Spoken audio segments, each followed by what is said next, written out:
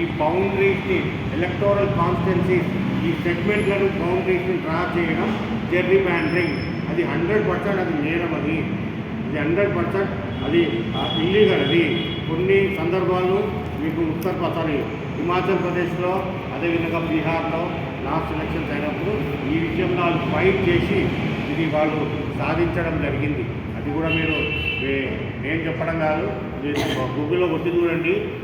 Mandate అని ఒక పదం ఉంది, అది మన ఎలక్షన్ కమిషన్ డిక్షనరీలో ఉంటుంది. దాని మీనింగ్ ఏంటి అంటే ఒక మతానికి సంబంధించిన ఓట్లు ఉండే విధంగా ఈ బౌండరీస్ని డ్రా చేయడమే జెర్రీమాండరింగ్.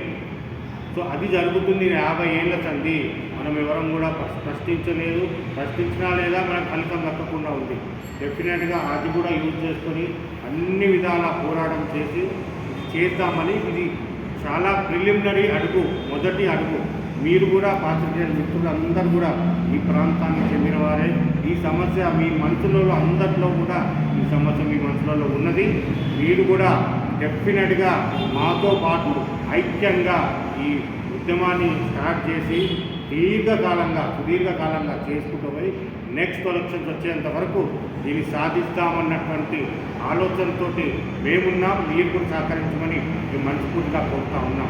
అదేవిధంగా రీసెంట్గా ఏదైతే ఈ కార్పొరేషన్ డీలిమిటేషన్స్ ఉన్నాయో జరిగిన అవి కూడా ఫేర్గా జరగలేదని, అదొక మతానికి ఒక పార్టీకి అనుకూలంగా ఉండే విధంగా బౌండరీస్ గీశారని అది స్పష్టంగా అర్థమవుతుంది.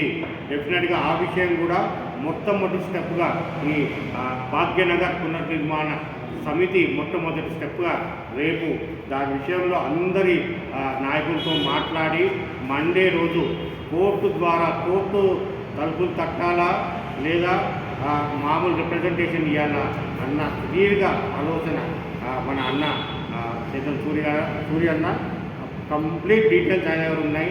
అన్నీ ఆ డేటా ఉంది. అవన్నీ కూడా విశ్లేషించి మండే రోజు మన ప్రాంతానికి మనం ఇన్ని 4 లక్షల మంది ఉన్నటువంటి ఒక హిందూ మతానికి సంబంధించినటువంటి ఓట్లు అట్లీస్ట్ ఒక 8 నుంచి ఒక 6 నుంచి 8 డివిజన్స్ కావాలా.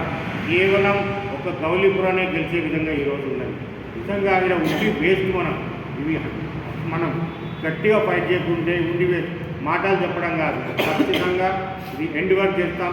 ఈ డీల్ ఇప్పుడు ఈ వార్డ్ సంబంధించినటువంటి అది ఎంతవరకు అవుతుందో అది తప్పకుండా ప్రయత్నం చేద్దాం.